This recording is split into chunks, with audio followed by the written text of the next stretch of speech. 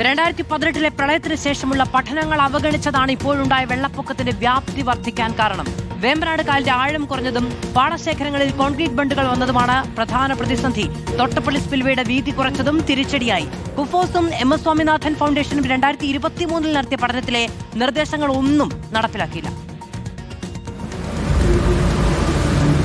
കിഴക്കൻ മേഖലയിൽ അതിതീവ്ര മഴ പെയ്താൽ ഒഴുകിയെത്തുന്ന വെള്ളം സംഭരിക്കാൻ ഇടമില്ലാത്തതാണ് പല മേഖലകളും കാരണം. വേമ്പനാട്ടുകായലിന്റെ സംഭരണശേഷി 85% കുറഞ്ഞത്. 8.5 മീറ്റർ ഉണ്ടായിരുന്ന ആഴം ഇപ്പോൾ 2 മീറ്റർ പോലുമില്ല. കായലിൽ എക്കലും മാലിന്യങ്ങളും നിറഞ്ഞു. പൊഴികളും കനാലുകളും അടഞ്ഞു. പെരിയാറിന്റെ ആഴം 8 മീറ്ററിൽ നിന്ന് 4 മീറ്ററായി കുറഞ്ഞു. പാടശേഖരങ്ങളിൽ കോൺക്രീറ്റ് ബണ്ട് നിർമ്മിച്ചതും പ്രതിസന്ധിയാണ്. തോട്ടപ്പള്ളിയിൽ ഷട്ടറുകൾ ഉയർത്തിയാൽ 4.5 മീറ്റർ ഉയരം ഉണ്ടാകേണ്ട വിസ്താരം 2 മീറ്റർ മാത്രമായി ചുരുങ്ങി. അടിത്തട്ടിന് ഉയരം കൂട്ടിയതാണ് കാരണം. 1800 ക്യൂബിക് മീറ്റർ വെള്ളം പുറന്തള്ളേണ്ടതിന് പകരം 630 ക്യൂബിക് മീറ്റർ മാത്രമാണ് പോകുന്നത്. പാടശേഖരത്തില് ശരിക്കും വെള്ളം പിടിക്കാമെങ്കിൽ ഒരു 800 മില്യൺ ക്യൂബിക് മീറ്റർ വെള്ളം റിട്ടേൺ ചെയ്യാം.